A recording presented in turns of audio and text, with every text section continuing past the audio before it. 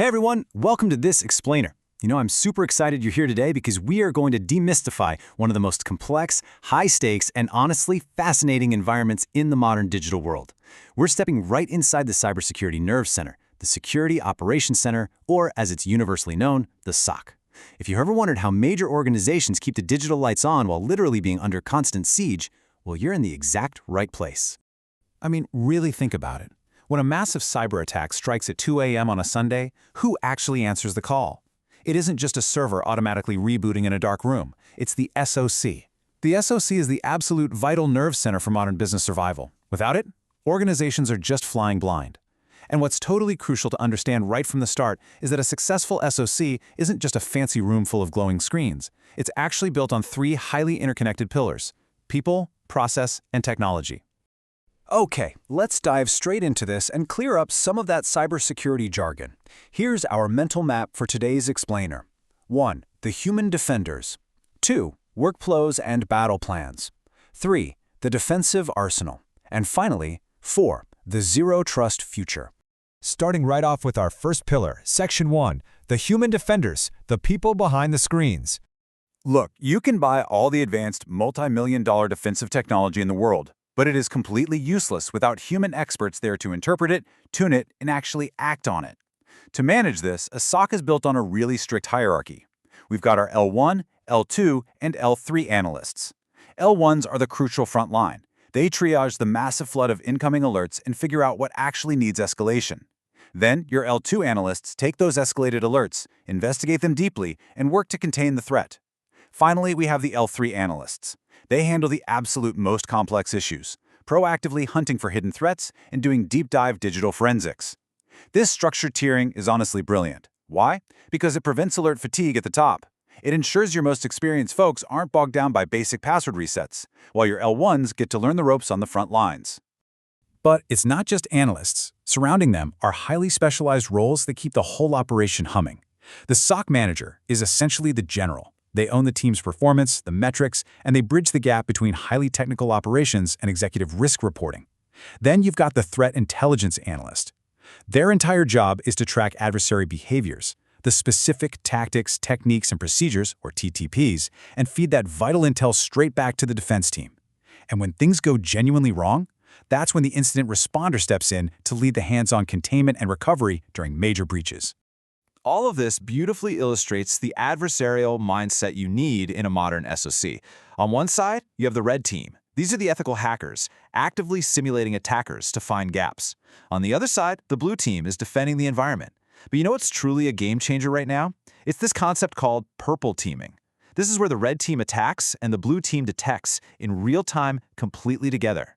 They collaborate instantly to rapidly identify and close coverage gaps. It's literally like sparring with a partner who stops to tell you exactly how they just bypassed your guard. Which brings us to our second pillar, Section 2, Workflows and Battle Plans, or How Chaos is Organized. So now that we have our incredible people in place, we desperately need our second pillar, process, because you have to organize the inherent chaos of a cyber attack. Defenders use the gold standard for this, the NIST Incident Response Lifecycle. It's a flawless 6-phase process. You prepare your environment, you detect the anomaly, you contain the spread, you eradicate the attacker from the network, you recover your systems, and critically, absolutely critically, you document lessons learned. Every single phase has strict actions and dedicated owners. Believe me, you do not want your team just improvising during a ransomware attack. You want them following this methodical, proven rhythm. Let's see how this actually looks in their daily operations. To execute that NIST framework, SOCs rely heavily on playbooks and runbooks. These are step-by-step response procedures for very specific alert types.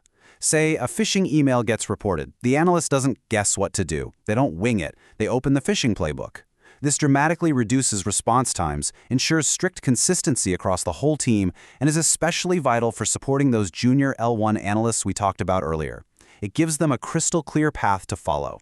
Beyond just putting out active fires, there are essential daily workflows that keep a SOC running 24/7.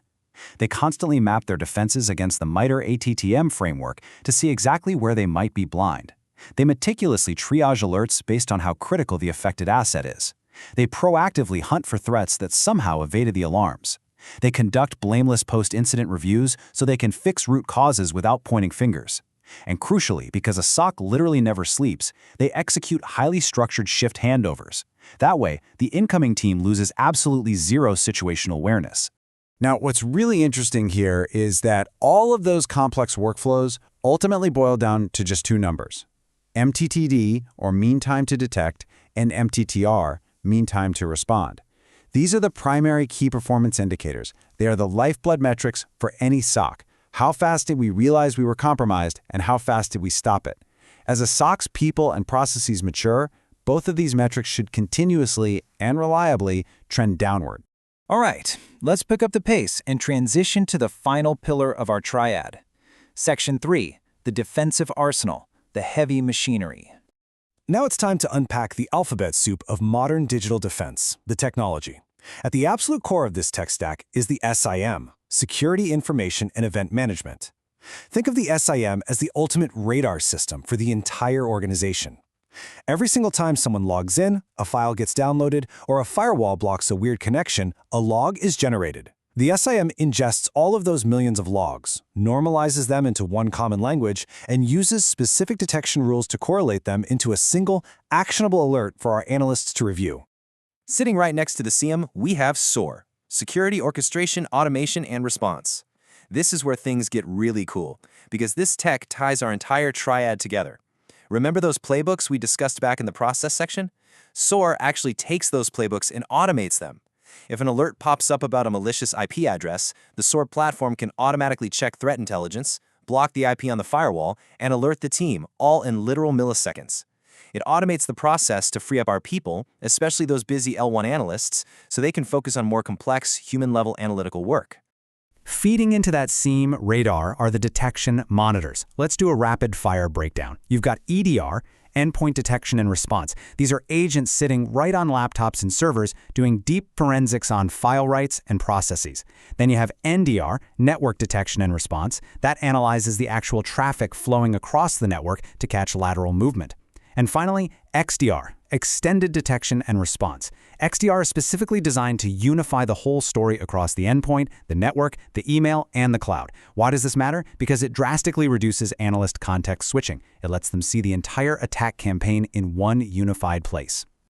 I absolutely love the contrast between these next two brilliant technologies. On one side, you have UBIBA, User and Entity Behavior Analytics. This uses machine learning to establish a baseline of what normal looks like for an employee, and then it flags anomalies. Like if an accountant suddenly tries to download gigabytes of source code at 3 a.m., yeah, unless they're pulling a very weird all-nighter, that is a massive red flag. On the exact opposite side, you have deception technology. Instead of looking for patterns, this sets booby traps. It creates fake honeypot servers or decoy files. A legitimate employee will never accidentally touch a hidden decoy server, which means if that tripwire is crossed, it is a near 100% high-fidelity signal that an attacker is prowling around your network. To quickly round out the arsenal, the SOC relies on several other foundational tools. Threat intelligence platforms aggregate known bad IP addresses and domains so analysts can quickly verify indicators of compromise. Vulnerability management systems continuously scan the environment, using CVSS scores to tell the team exactly which unpatched systems are the most critical to fix right now. Detection engineering is where the highly technical rules are actually written to balance true positives against overwhelming alert volume. And digital forensics tools allow the team to take exact memory dumps and reconstruct the precise timeline of an attacker. Let's slow it back down for our final overarching philosophy. Section 4, the Zero Trust Future, the paradigm shift. Because here's the hard truth. Having great people, flawless processes, and powerful technology still isn't enough if your underlying architecture is fundamentally flawed. That brings us to Zero Trust. The motto is simple: never trust, always verify. It sounds simple, right? But it is a massive paradigm shift.